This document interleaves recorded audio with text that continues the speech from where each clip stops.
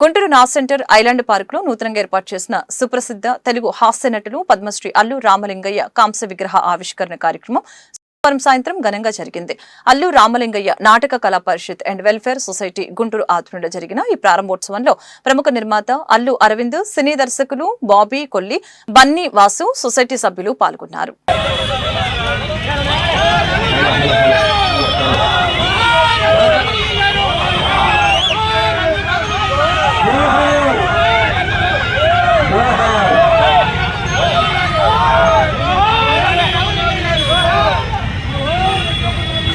ప్రధానంగా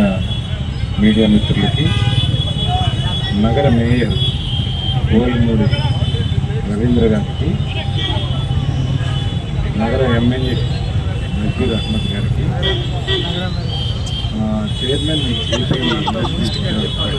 జయగల ప్రభాకర్ గారు, రుద్రరాజు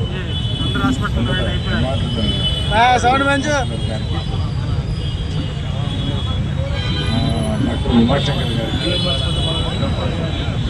ఈ పరిషత్ అధ్యక్షుడు శివశంకర్ ప్రసాద్ పెండ ఆయనకి, రామకృష్ణ గారు ఉపాధ్యక్షుడు వారికి,